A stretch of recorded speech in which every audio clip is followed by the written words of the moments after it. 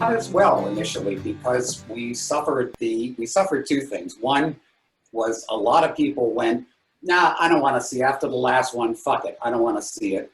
And the other big thing is Aliens. The Jim Cameron one opened the week before, so all the people that just went ape shit over that, brought their friends, and that's the weekend that we were opening. So Aliens was number one, we were number two.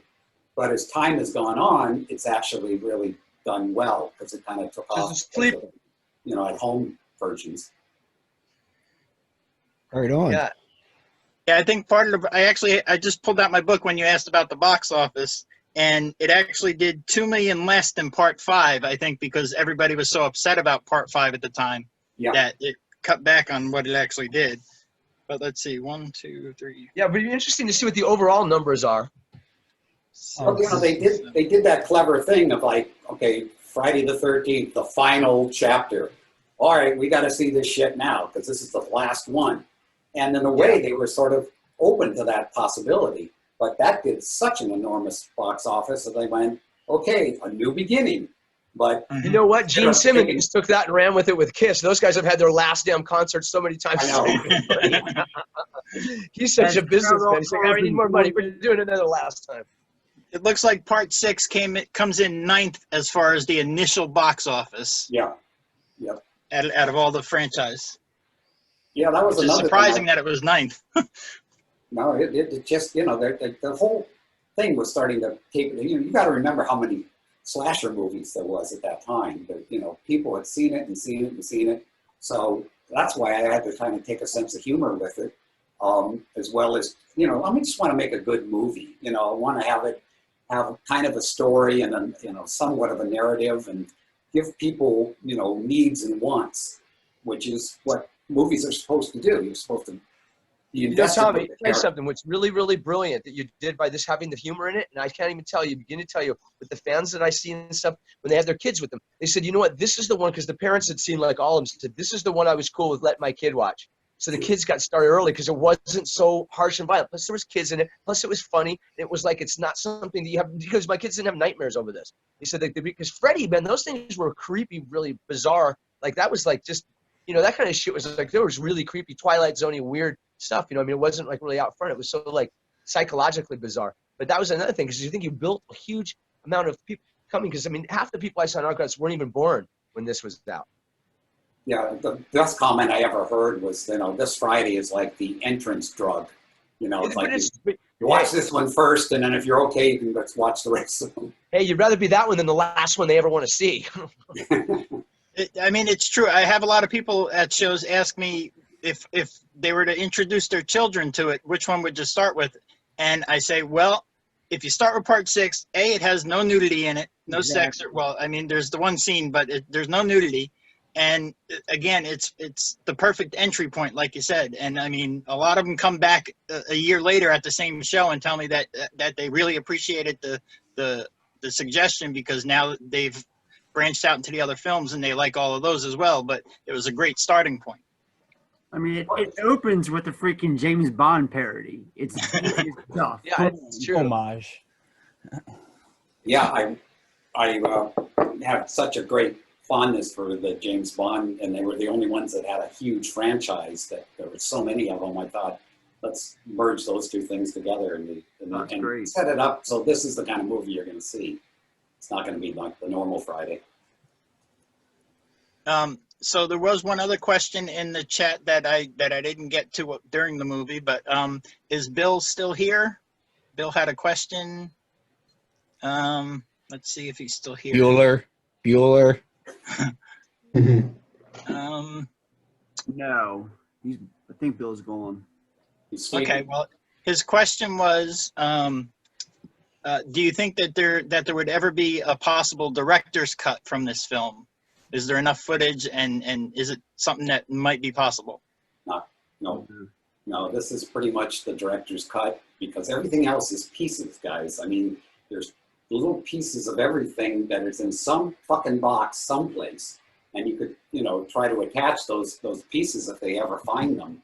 But I still wouldn't really call that, the director's cut. It's just like the kills are a little more, They go on Tom, longer. and but they're a you know, that little knife more coming out of my head, that intense. would have been really violent. That knife when it comes out of my head, 'cause that starts always from the get-go. Oh, That's a really yeah. violent scene. Hey, JD, do you want to unmute to ask your question you asked in the chat there about Elias? Hey, how you guys doing? Good. Good, man. Wow, awesome movie, one of my favorites of all time. The question I have is the Elias Voorhees scene, was it ever filmed and then cut out, or was it just in the script? It was only in the treatment, actually. Oh, no, wait. I think I did write it in the script. I think it was Yeah, written. I must have wrote it in the script because, you know, when they did that little version of it with storyboards, that was on one of the extras. I think it was the Camp Crystal Lake extras that they actually got the actor to do the lines and they did it with storyboards. So, yeah, no, we had never actually shot it. I had it there, and then at that point, you know, Frank said, I really don't think this is a good idea because the fans are too upset from the end of the last one. And they don't, you know, he did not want them to think that, you know, they had no reason to come back. He wanted to just flat out say, you know, Jason is going to be here. That's it. He's the guy. Thank you. You're welcome. Hey, Ray, do you want to bring up your questions? Because you said you had something at the beginning there. Oh, yeah. I have two questions for Tommy McLoughlin and Fridley. And Tommy McLoughlin, I was telling you that what you did with what's called Tommy Jarvis was awesome, man. What made you want to have Tommy Jarvis, who was played by Tommy, was it Tom Matthews? Matthews. Yeah. Yeah.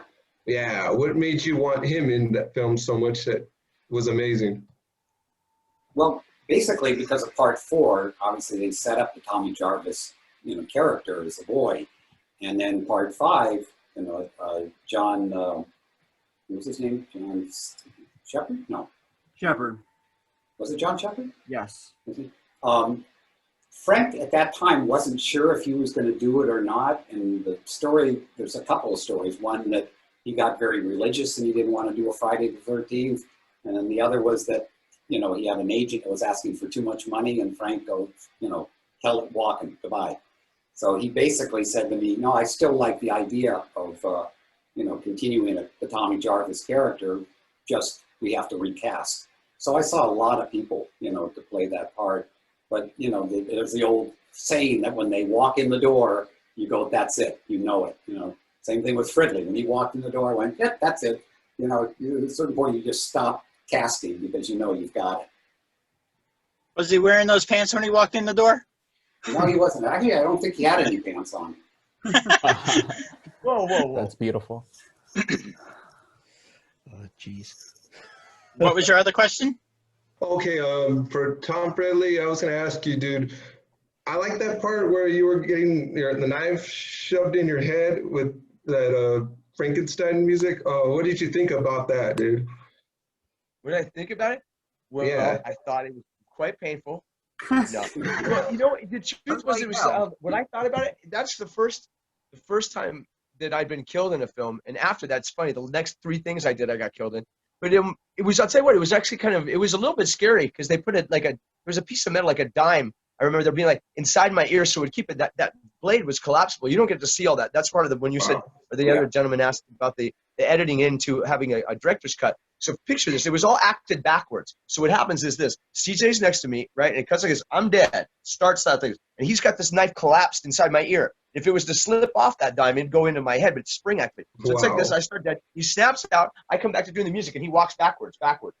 So really, if they were to edit, that's one of the things that would have made it an X rating, because you would have saw that knife enter my head and gone all the way in, and you would have been like, oh my God, this would have been his head. Yeah, That's so It amazing. was a little scary, but by that time, CJ he had the chance. If he'd screwed up each thing, everybody on that film could have had like injuries that would have lasted them a lifetime. He was great about that, but he was very, you know, I don't know, it was against the trust of that.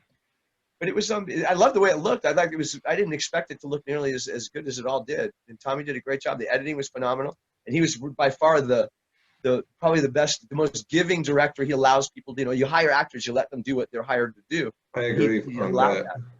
You know, that's an amen to that, because most That's why actors make really good directors a lot of times. Yes. Because they understand. They Agreed. just get out of the people's way, and just like Clint Eastwood does a great job that way.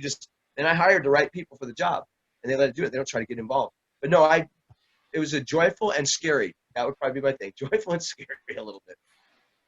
That's another thing that I've heard from quite a few cast members from the film is that CJ was just so great in making sure that everything was safe on their end, Very so safe that he guy. wasn't going to do something wrong. And Yeah, I mean, he would have taken the pain. He would have taken the bullet for you. He would have got himself in the way of it, whatever. But he's just a very, very, very disciplined, incredibly powerful guy physically. I mean, he could just grab you and throw you across the room. But he was the perfect person for that because he added a whole thing to the whole thing. It was a whole safety thing because he was the stunt guy. He didn't have a stunt guy, so everything he had to do himself. And then he had to help make sure you were in the scenes because he's killing you, so to keep you safe, make it look real. And I think he did a phenomenal job at that. It couldn't have been done any better. I don't think. Lisa, you had a question. It was for Tom Fridley. I Okay. wanted to ask a question. During the scene in the RV, if he got a boner. You know what? That's actually a really good question. Are you familiar with the word semi? Yes. That's basically like, where are you calling from? Where do you live? Oh, God. Okay. It's crazy. You live in Spokane? I'll Yep. tell you what. Let me give you my phone number. I'm like right down the street from you. You can send your phone number. We set this up. We're just kidding you, Tommy. She's a friend of mine. We just set it up. She's a good friend of mine. Hi, sweet Lisa. No, that was so awkward for her. She would never do that on her own. We were texting on the side. I said, let's call it an awkward question. That was a fun. we do I have a love you, question Lisa. from You're a sweet dog. from Edward. If you can unmute. Where is he? He's above you. Oh, okay. Oh, there he. Okay. Is he actually there? I don't know, Edward. All I see is posters at the moment. We'll just continue with the boner talk. Anyways, Oh boy. If anybody else has some questions, go ahead and sort of raise your hand in the chat. does. I'll go ahead and call on you. Ross does. Hi, I have one for Tommy M. Okay. Yeah, it's just regarding one of my favorite parts is the one where the nerdy girl with the brown hair gets sort of thrown out the window. She sort of violently comes through the glass and just sort of flops down and gets pulled back in to the cabin. It's so effective, and of course the blood goes splat. Yeah. And it's suggested, as you said, but it's just so effective. And I was just sort of wondering if you could tell me how it was done. Just so memorable, yeah. Yeah, I wanted to obviously give the audience something. So, the big splat across the glass was like, okay, he obviously sliced, her really good.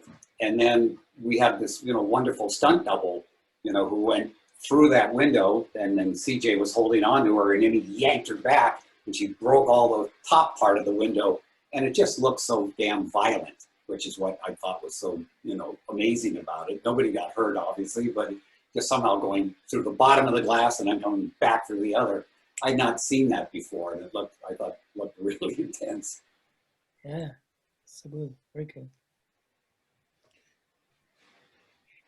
Let's see. Zoe, don't you usually have something? You're usually pretty good with this stuff.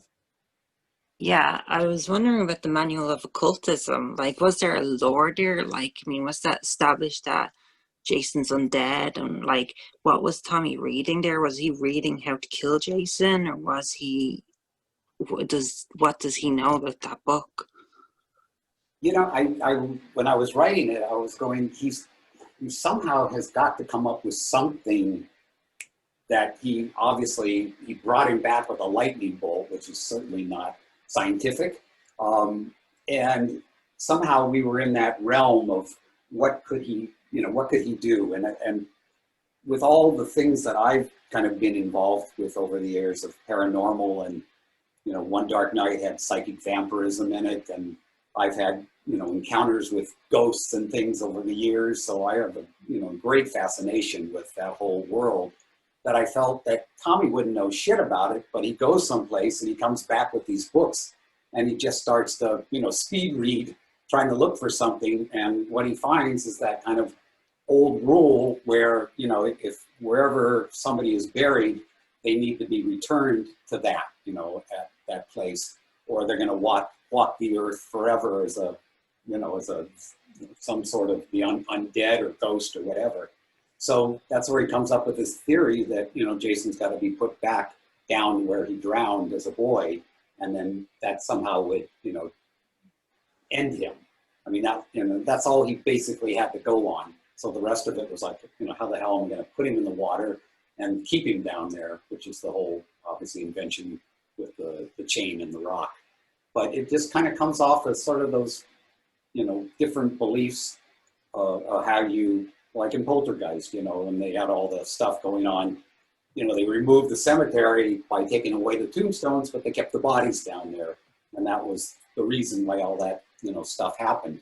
So you're always trying to find something to kind of have the audience go, oh, okay, you know, it makes sense because it's movie logic. Brilliant. Yeah.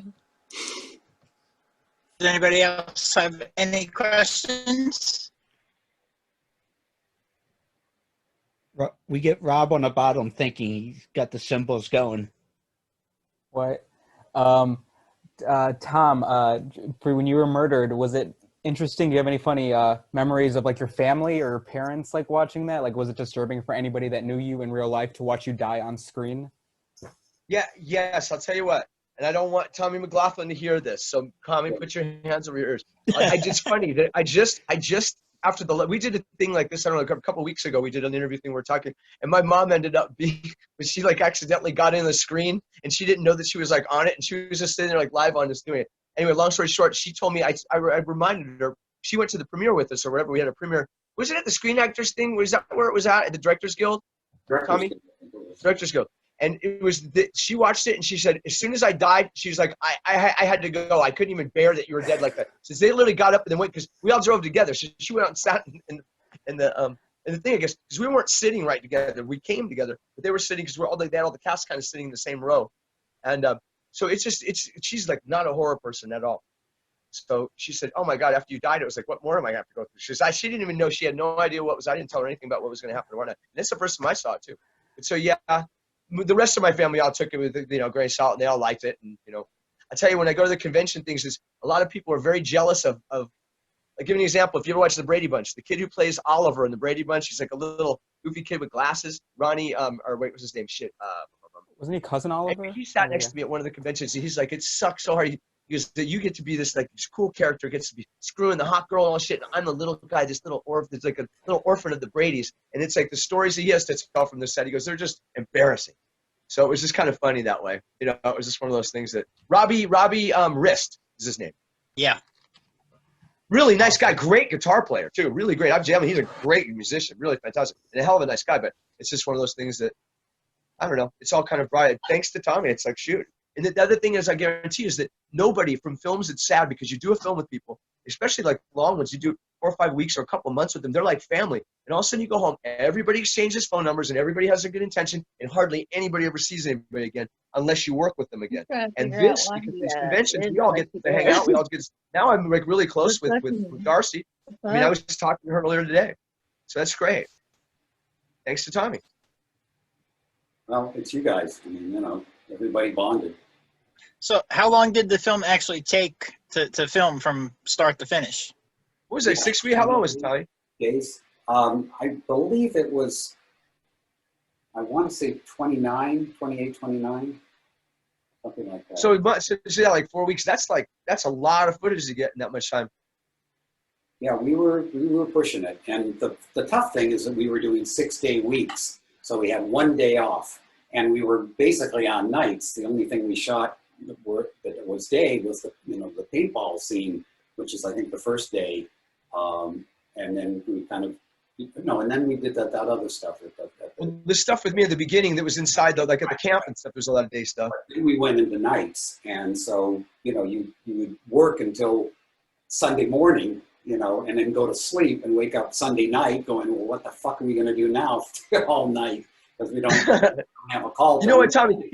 people don't realize that back in the day, they don't do this anymore, is they had a thing called dailies. And what would happen is when Tommy went, like the first 3 or 4 days of shooting, you have no idea what you shot. You don't get to look at it on a video or anything. You send it back, it gets developed, and it gets sent. Then they'll find a little garage or something they could throw a screen up or whatever and watch this stuff, or watch it on a television or wherever you can do. And then you get an idea of, because I mean, the first 3 or 4 days, you have no idea what the lighting with nothing looks like. You just hope that everybody's doing a good job. And then you go, oh, good, this is all working. Because then dailies, everybody look forward to that. And a lot of times directors won't let the actors see it because they don't want them getting an idea of what they did because it's out of sequence and things like that. Some directors are like that.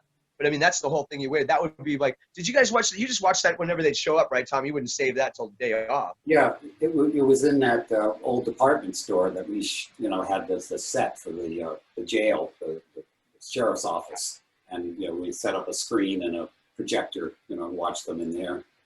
No, that's a good question. I'm going to ask you that question. Before you got to see the first dailies, is there a certain thing from being the director's point? Is there a certain amount of nervousness of going like, God, I hope everything came out. I hope this, like, this, even if you're hoping the film's good, because sometimes film will go shitty on you. Just saying, was there any kind of nervousness that once you saw the first things, you're like, cool, this is going to be all right? Yeah, well, you're not nervous, you're terrified, Right, okay, that's more like something went wrong, you can't go back, on these low budget things. It's like, you really would have to have a huge reason why they would reshoot something. But, thank God, John was a great DP and he really delivered. Without a doubt. Anything I asked for, he did and really added a nice style to it. Do you ever see DP save movies? I did a movie called Summer Camp Nightmare, right? And it was, just check this out. This director was a guy who owned a furniture store. He'd never directed anything. He had no clue. But you know who the DP was? Don Burgess, who went on to do Titanic and do all that shit. And he was like, this is one of his first. He was so brilliant. The guy would tell him, I want this shot. And he goes, look, Bert, this is not going to happen. This is the way they're going to do it. And he basically directed the whole damn movie. And Bert just sat there and got to like enjoy at the end of it. And it looked a lot like there's the kids and the camping and all that stuff. And it was another movie that looked way better than it should have. Yeah. And it was a lot, credit to that, and gave him everything he needed because the editing booth was there. There was stuff to do. But DPs are really important people. So I think you touched on one thing that I was going to ask about reshoots. Was there a lot, or was it just not an option? Yeah, there was none. There was, really not an option. And everything, the scary thing is when, like the motorhome, we had like 8 cameras on it so that we made sure that we had lots of pieces to cut to because we didn't know what was going to happen when it hit that ramp. But then, we wrap and we were on a plane the next day. So there was no ability to reshoot it. You just had to trust that somehow it was going to be there for you. So that, it's so different than it is today where you can actually see everything. And they can just edit with those messages. So they can just edit right on like as they go. Yeah. So you mentioned the RV scene. So I assume that CJ got in it after it was crashed, correct? Oh yeah. Was there anybody in it? No, he was tough. He rode through the whole thing.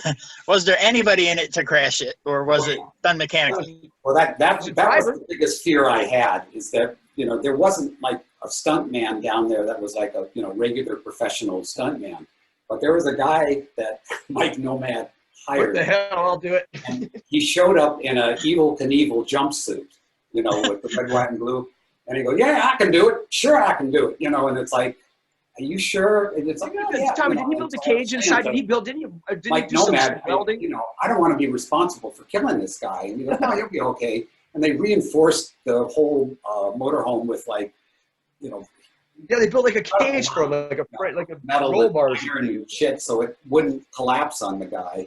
But again, he hit it, he did it. He was just fearless, and it worked. It looks like we have another question from JD. Hey, how you doing? Now you said about Tom Shepard didn't want to come back for the movie. Did anyone try to get Corey Feldman? No, somehow, once he wasn't going to do it, it was sort of like, well, we're not going to use, any of the other people from that, because I was kind of telling a different story. If anybody was going to be in it, it would just be, Tommy. Now, I have actually a second question. Now, the video game. Now, how much of the video game did they ask for your input involved in that? Because it seems like the video game has actually a lot of Part 6 involved in it, like the sound effects and just the whole feel of it is a lot more like the whole movie of Part 6. Yeah, I mean, I wasn't approached till after they were well into doing it. Until I saw the game itself, I had no idea how much, of Jason Lives is actually in there. And then actually making a version of Tom Matthews and having his voice and stuff was another, huge compliment for the movie. But what they contacted me to do was that they wanted to have these, like, I don't know, what do you call them? It's not Easter eggs. It's like where you get enough points and then you find something that gives you a piece of information that you don't know. And what they did was that the story is that on the night that Jason drowned and they were looking for his body, his mother, Pamela, was at a police station, and there was 2 officers questioning her about, the whole situation. And so it was amazing because they got an actress who sounded just like Betsy Palmer. She really had the voice down. And so I thought, okay, well, they've got that. So basically I'm going to write it like a radio play. You don't see it. You just, hear it because it was like an old tape. And so, I wrote, I don't know how long that was, but it was a pretty long series of scenes where the recorder would go off and then come back. And then at one point she actually, talks about Jason's father. And so that was like something that you kind of had to go through the game and get to that particular point where you could get that information. So from that standpoint, it was fun to have, that little contribution to the game. They also had Tommy tapes too. Mm-hmm. In the game as well. Yeah. Oh, cool. Thank you. Sure. Well, go ahead, Gene. You didn't actually write the part with the Tommy tapes, did you? It was just Mrs. Voorhees' portion that you. Voorhees, yeah, the Pamela Voorhees tapes. That's it. It's strange that they wouldn't ask you to do the Tommy portion. Just my opinion. I didn't even. This first time I'm even hearing about that. I didn't know there was Tommy tapes. Is that Tom Matthews did those? I'm not sure who did them. Adam Green wrote them, the director of Hatchet. Oh yeah. Okay. Yeah. But were they interviewing him, or what was the idea? I don't know. JD, do you know more about that portion of the game? No, not exactly. Okay. Yeah, I've actually only played it a couple times. I didn't have the connection or anything, so I played at a friend's house, and at the time it was crashing every other day, so I didn't play it since it's been up and running well. Yeah. So do we have any other questions out there? Actually, I was going to bring up and Gene, you know this from the raffle you recently did, but Tom Mick, what did you think of the DVD set that recently came out? I know you were involved with it. Good question. You're talking about from Screen Factory, the big. Yes, sir. Yeah. $150 or whatever. I think you can get it now. Well, when I first heard it, I thought, how many more times can they do this to the fans, make them put out all this money, for another version of this? But then when I started to see what they were going to have in there, there was stuff in there. Not only did they collect everything that was from every place else, they created a bunch of new material as well. They came to me and said, do you want to be involved with the color timing of your movie so that it gets the look you want? I would love that. So a lot of stuff, they really went out of their way to give like the definitive versions of everything. So I thought this was, a great thing if you're a fan to have this, and you're going to be watching this thing for fucking a year, because if you watch all the material and you watch every movie with all the commentary, it's just like days and days of viewing. It's an amazing thing that they assembled there. And it looks great. I mean, I saw so many things on that I've never seen before. Yeah, there it is. Yeah, some got new transfers. Some got the monologue audio added for the first time. Screen Factory they do good work. Yeah, they do. So Tom Fridley, were you approached for commentary for that or anything?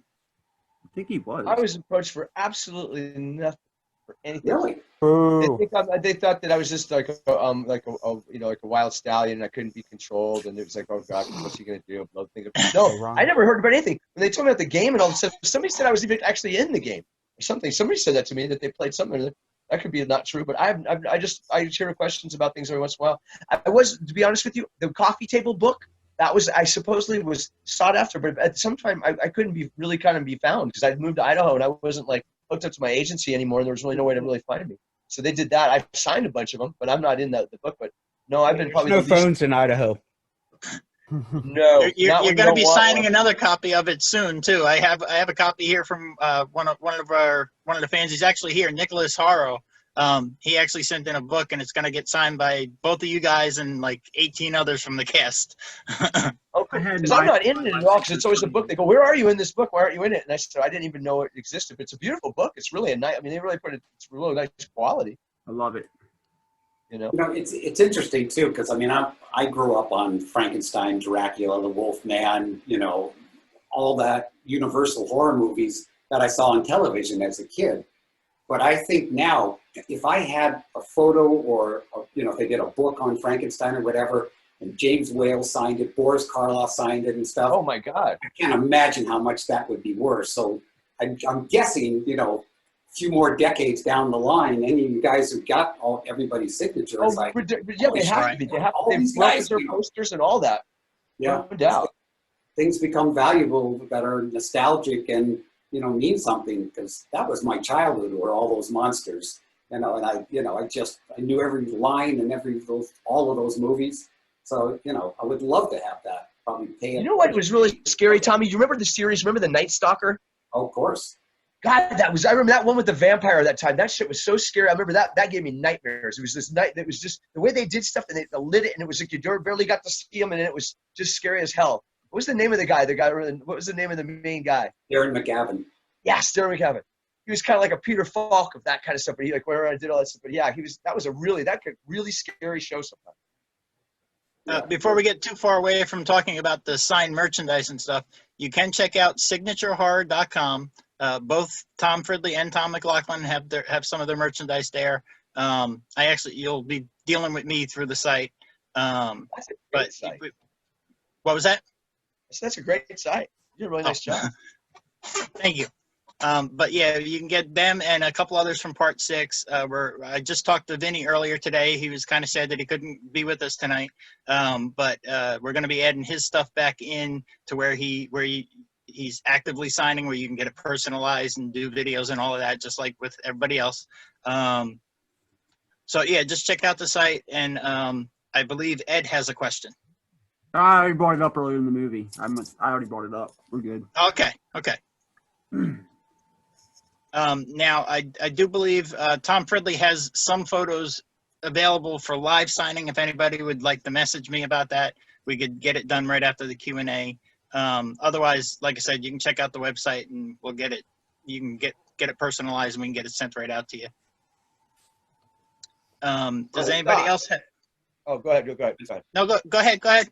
It had nothing. It was actually. You know what? It's actually something I could talk to Tommy about later, because it's not really to do with the movie. It was just something that I saw that for fans, because seeing as though the world is kind of going in this direction to where we're not all to get together and all these conventions are getting canceled and all. I'll give you a really short. From fans that have come up, this is just an odd thing. I came across it, and I'm like old tech or whatever. And I came across an app. You'll see where this is going. There's an app called it's where you can edit your face. Like you can take your face and put it right into like a real movie. Like it was I put my face into Aquaman just for the hell of it. And it looks so damn, I mean, it really blends in really well. Do you know what I'm talking about? These things, I mean, it's probably been around for a long time. But what I was thinking was, there's been a lot of fans when they come up, and I don't know whether or not we could capitalize on this somehow or just like figure out a way to do it. But ones would come up and like girls would come up and say, "Oh, I wish I'd been like Darcy in that scene." And then guys would come up to Darcy and say, "Boy, I wish I was you." And said they could just put their faces. If we could get it to where, I don't know whether we could own any of that or have a portion of it, like of our scenes. Do you know what I'm saying? To where they could do it, because they're doing it with all the big, huge movies now. But there's a whole thing for that. People would love to do that, be able to put their faces right into all the words that come out of their mouth, and it looks so good. It's just so well done. It doesn't look like a paste and stick kind of thing. Right. And they like blend in really well. Do you guys know you got to know what I'm talking about, right? Yeah, like a face swap app. Mm-hmm. I got it. Oh, Yeah, these I've I seen- couldn't days- I've believe seen when I quite a just few did it. years I couldn't believe how I blended it. I was like Aquaman. It just seemed like it probably. well, these days nobody owns Friday the 13th. So that's why all these fan films can be made. Well, I'm wondering then, No- could we nobody have an has app? the rights. Oh, wait a second. Oh, I got a much bigger idea then. All right, let's talk about this later because I got a bigger. I have a bigger idea then. If we could do that, we could be at the top of that, and we could get everybody to with all the horror movies and all that stuff. You know what I'm saying? Like about this app, and then they could just use their scenes, and we just we have to put the software together because it's got to be old technology now. But that'd be a huge thing, especially if everybody has to stay at home. The downside is once this court thing is settled and Warner Brothers owns the rights, or New Line or whatever, they're going to come after everybody and say cease and desist. We own it, you don't, you can't do that anymore. Bang. It's like when I was doing the game, I go, how are you guys getting away with this with Paramount? And they go, they don't seem to care. They seem to be fine about it. But as soon as the game got big, Tell me, but I got to straighten out after serious Napster and money, stuff. The laws then are so suddenly then it's so hard to prove like what's what because it's our likeness. Like without our bodies being there, there wouldn't be there. It's like our likeness put with like some lighting that was done with this. It's not like you're selling. I guess that or make it like a piece of it. Why couldn't they just be a part of it and have it just be like, hey, we don't have to do the software, we don't have to do all this stuff. We don't have to talk to all the fans. We don't have to hire people to do that. We do it on our own. There's got to be a negotiation there somewhere. maybe get a Seems like- lawyer. We'll Why is get it always Gene- that way? Damn it. Yeah, we'll Okay, get then we're Gene gonna and go back to this. Jason I'm gonna a do pair. stick figure. I'm gonna draw stick figures. Man, Okay, so are there any more questions out there? Okay, so it looks like we're just about ready to wrap up. Jonathan, do you have anything else? No, we had fun as usual. Yeah. Awesome. And hope to see everybody again. I know next week Gene's going to be with me with Nightmare 5. Or is that next week or Yeah. 21st? I don't have a calendar in front of me. Next, it's gonna be hard for me to answer a lot of questions on that one, but okay. And Tom F is going to be with us coming up with new merchandise and plenty of other things to make some more money on this as well. All right. Well, it's nice to talk to you. Thank you all for fans for Thank coming you and guys doing so this much. and prolonging this and making this Welcome. world still go I on for us. appreciate you, both of you. Thank you. Yes, thank you, everybody everybody. for joining us. And Tommy, thank you for hiring me. You're welcome. Thank you for being funny. I hope we get to do a convention again soon. I know. I know. It's like a fix, man. It's like I must have I just missed it. The people are sad too. They go like, oh man, when I had so many people coming to certain ones and then they got canceled. They were like, oh my God, it was like a bunch of little emojis with tears. Yeah. All right. Good night. Everybody be safe. Thank you very much. Thank you. We'll talk to you later. Okay, bye guys. Have a great night. Okay, you too.